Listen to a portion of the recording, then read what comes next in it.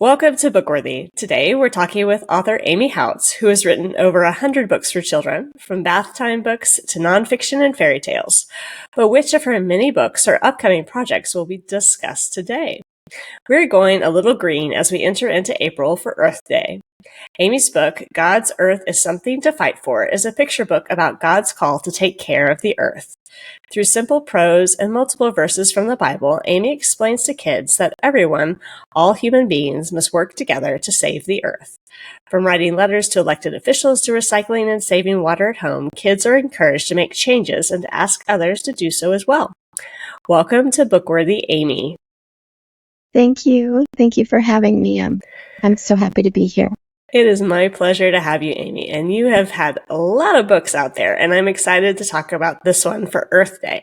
But to get started, we have to do our random question of the week. So what do you prefer, the beach or the mountains? I would have to say the beach. I was born in New York, and so we used to go to the beach, and especially like a rocky beach or a sandy beach, and I really loved the seagulls and the waves and just being there with the ocean, so vast. It is amazing. I've never heard someone say they love the beach when they're from New York, though, because that's usually, you don't hear about the New York beaches. Florida, was it North Carolina or South Carolina, but I guess New York does have beaches too. Way fun. I always enjoy the beach as well. It's just, again, there's so much you see, and there's something about water that just is a calming effect. Most definitely. Well, Amy, tell us a little bit about your book, Earth is Something to Fight For. Okay. Well, I wrote this book because I was hearing a lot of news about fires and floods and how the earth was changing and how our weather was changing, and the storms did seem more severe than when I was growing up. And also, I'm married to a retired science teacher, so a lot of conversations revolve around science topics. And also at the same time, we were having grandchildren, and I was thinking, what kind of world are we going to live for them? And are they going to be able to grow up with the same type of enjoyment? Especially one of my grandsons is worried about climate change, something that we never even thought about when we were young. So I wrote a book, I wrote a manuscript, and I submitted it to an SCBWI to have a critique, the Society of Children's Book Writers and Illustrators. And the woman, while she liked the manuscript, she said was not from a faith perspective to begin with. So while she liked it, she said there are so many books out about the climate and about recycling and had back matter, what practical ways you can do. And so I said, well, what if I wrote it from a faith perspective? Because, as writers and as people, we see things through through the lens of our faith. And she said, now that has not been done. Well, it's been done, but not to the extent of, the general market. And so I wrote something and submitted it to a few different publishers, and I had two that were interested. And the one where I finally got the contract, Bushel and Peck Books, they had someone read it and wanted me to add more Bible verses, which I was, happy to do. And it became even stronger from a Christian perspective. And it's a persuasive book. It's which I've been told is kind of unusual. And sometimes when you're writing something, you don't really know what it is. You're just putting the words down. And so I talk about kind of the history of, very briefly, God gave us free will, and we learned how to, keep warm and cook food, and all these things that benefit us, but how that caused and is causing the Earth's atmosphere to change and have too much CO2. I love that you've taken this need that usually gets a lot of, like you said, attention in the general market, and as Earth Day and Arbor Day and all those things are coming up, but to take it from a faith perspective, that we are stewards of the earth that God gave us, and that we do have to take action, do our part, love the creation that God has made, and to be sure that we are caring for what He has given us, whether that's, we're in the city or in the country. There's always things that we can do. And you've done a great job in this book of making it not a scary topic.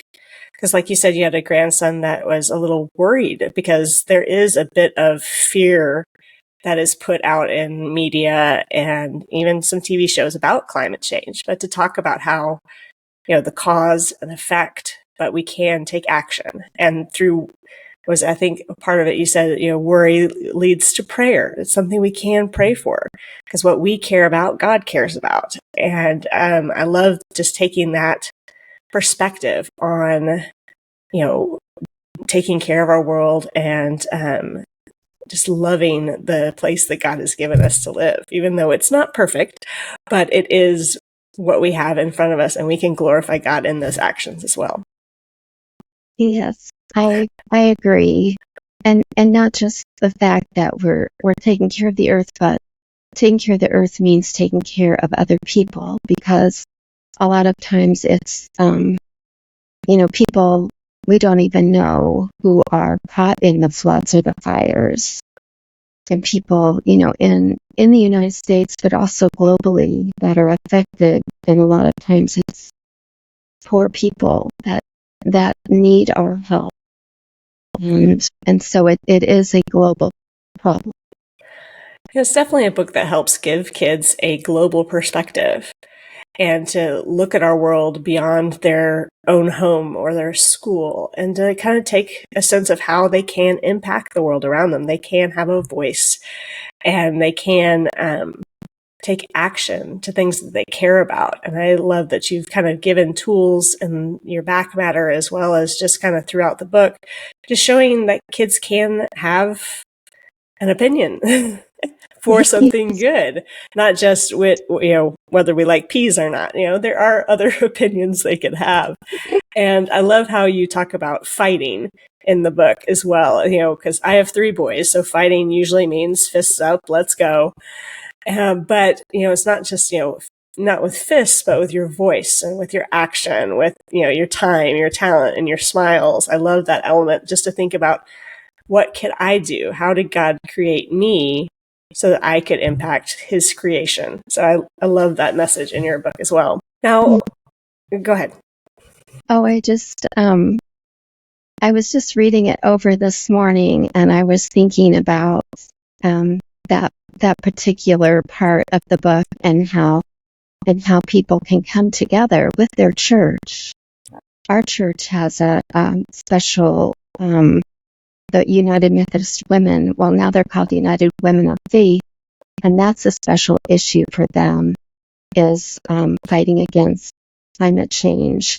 And so when I was writing this book and doing the research, I found out that there are the Baptist Church and several of the other churches have taken this issue and are championing, fighting for it. I was so encouraged to see all these faith groups coming together and working to help people and to help change some of the laws, and to encourage this caring for our.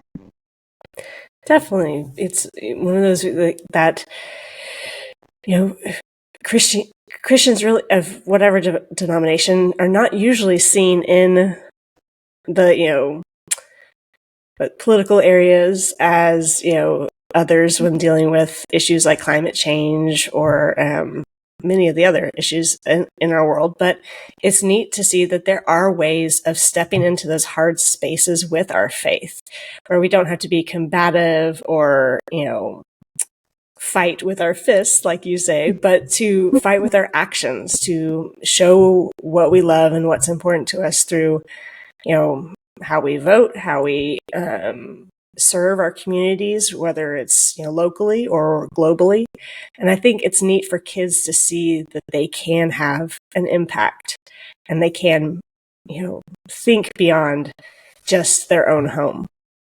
So I love that. Now, if you could communicate just one idea, there's many in this book, but what would you hope kids walk away with from this book? I would say that the one idea would be that they can make a difference. Love that. And it's one of those, ideas we all want to make a difference, no matter how old we are. And just to see our world and even, pollution and climate change in a Christian's perspective is definitely different and unique. And I think that there is both a need for books like that, as well as a desire for, parents to communicate these things to our kids, because they are getting so many messages from school and, media to say, let's save the earth, let's combat climate change. But really, those are very large concepts. But you do a great job of putting it into something that is tangible for kids to do, and ways parents can have conversations and to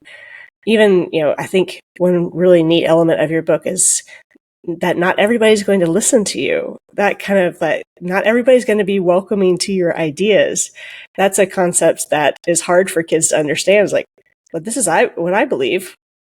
Why do you believe something different? And it's like that's definitely not normal for that kind of 4 to 8 range of a picture book, but it is relevant because they're, whatever they're feeling and experiencing and finding important to them is going to affect how they communicate with their grandparents, with neighbors, and to know that not everybody does think the same about climate change or even faith.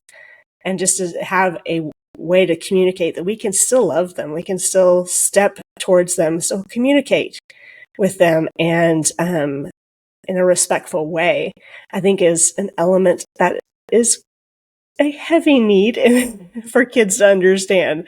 I know with my own boys, it's been a constant conversation like, look, you're not going to like everybody. You're not going to agree with everybody, but everybody is made in God's image, which is also another point of your book. So it's true. And when you mentioned that 4 to 8-year-olds, yes, this book, I'll just show you a picture of it.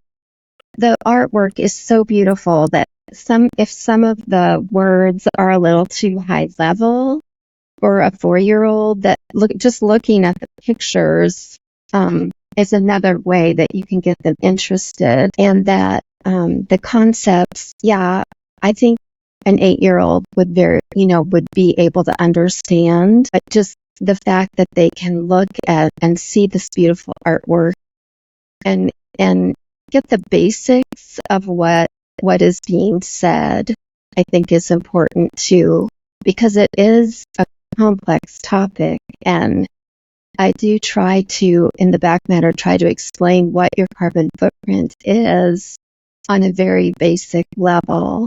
And so it isn't, so that's just something to keep in mind about it.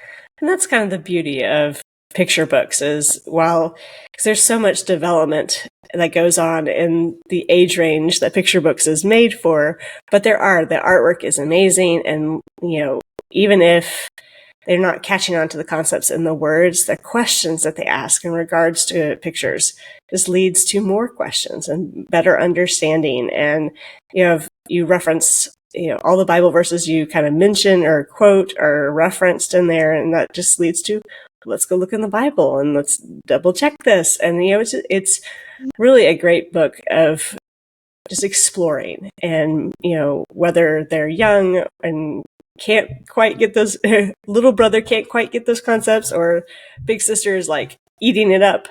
But it's a great book just to kind of continue to have that conversation about climate change, about stewarding our world well, and, a little bit of why there are certain storms or flooding, why there are these things that happen in our world is just a great conversation starter for sure. Now, Amy, did you always want to be an author? I didn't. I really didn't. Really? With over 100 books, you didn't think you would be an author?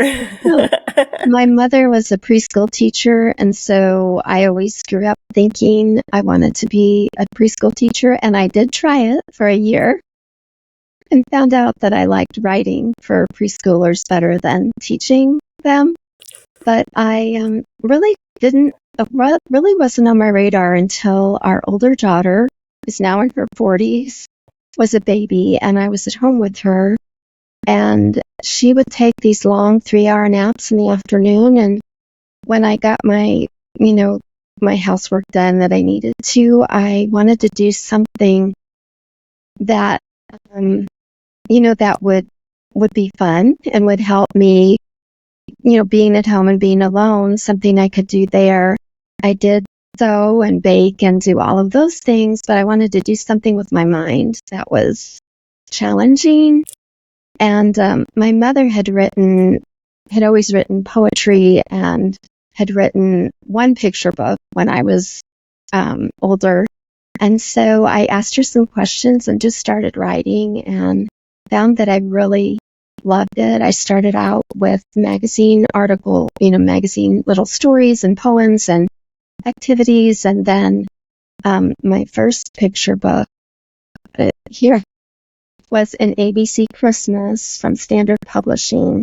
And that was in the 1990s. And from then, that was my own idea. But most of my 100+ titles have been written on assignment, which was something else I didn't even know that writers did. So I've worked with a lot of educational publishers, and they give me the topic, the word count, different, a team to work with, to bounce ideas off of. And so that's the majority of my work. But I love also, of course, writing my own ideas and having them published. That's very fun. And I love how God has just kind of moved you in that direction and allowed you to, I'm sure with your husband being a science teacher, that, those kind of conversations were, it kind of helped keep you in that constant thinking phase to always have some sort of idea or a project to work on. So that's lots of fun. Now, what is your favorite book that you have written? I know it's hard, but that I've written. Oh, dear. Or the most interesting project. The most interesting. Well, I could say the most interesting project, which was an assignment of retelling 60 fairy tales, was the most interesting project I've worked on. Oh, and it was over 6 months. And I worked for a publisher from South Korea, called Compass Publishing. And so they gave me a list of, it wasn't just fairy tales, it was folk tales and some classic books to rewrite for young children so that they could understand them. And I worked back and forth with an editor who actually was British. So he worked for this, and he lives in South Korea, but he worked for this educational publisher, and we worked back and forth to get it just right. And I absolutely loved rereading fairy tales and folk tales that I'd read in my childhood, and then retelling them so that young children could understand them and help them learn how to read and help them learn English. What is it? I've done a retelling of Red Riding Hood as one of my children's books. And so I love retellings, and I love the fairy tales and folk tales that we've grown up with and how powerful they are into our hearts. And I love that you've done that for, kids in South Korea as well, to give them those tools, because there is so much that we learn from a fairy tale, just empathy and, resilience, and so many great tools that those good old stories share with us for sure. Now, what has been the most impactful book in your life, Amy, other than the Bible? Oh, other than the Bible. Oh. I know. Well, when you sent me the questions, I was going to talk about the Bible, and I wanted to tell you why. and then I'll think of another book. Okay. I grew up in a Jewish family and didn't read the Bible, didn't go to church or temple until someone gifted me a Bible when I was 18 years old. And that book changed my life.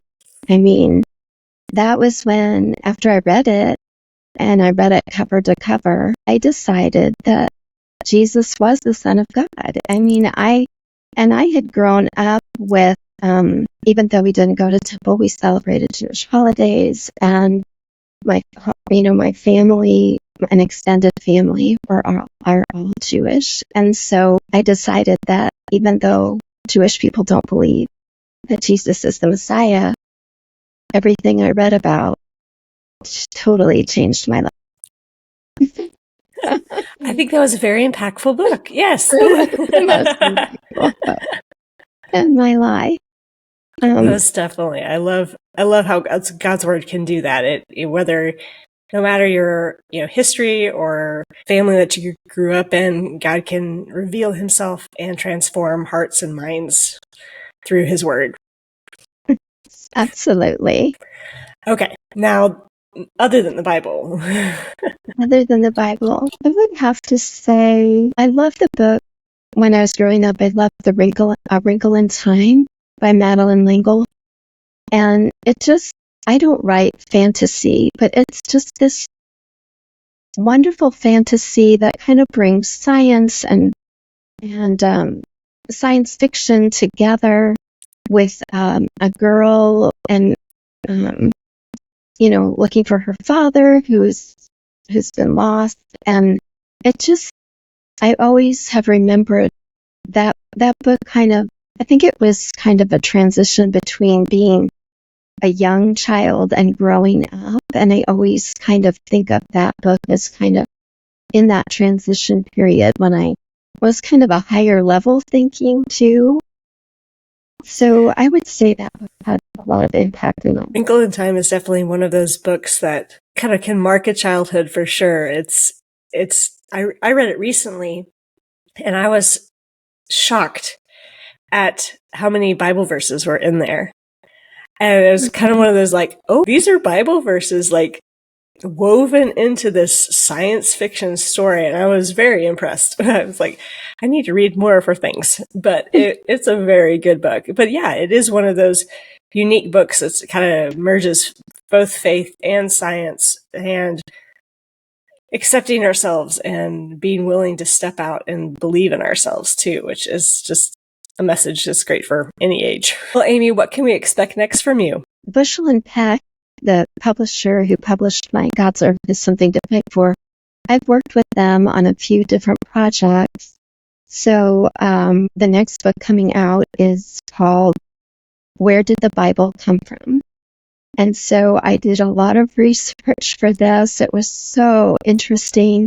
It's for a little older age group, so it's for the 7 to 10-year-olds.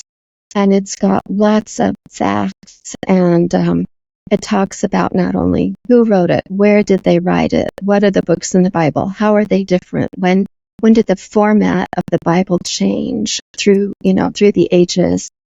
And so that is coming out next year. That's exciting. I love that topic. I recently did an article on the Geneva Bible, and I think my eyeballs just nearly popped out of my head just learning a little bit more about the history of the Bibles that we have. And it is a fascinating subject to see not just how many people were involved in it, how it stood the test of time, and just continued to impact hearts and cultures across the world. So that sounds like a very neat project. I can't wait to see more of it. Now, where can people find out more about you and your books, Amy? So I have a website. It's my name, amyhouts.com. And my name is spelled AMYHOUTS.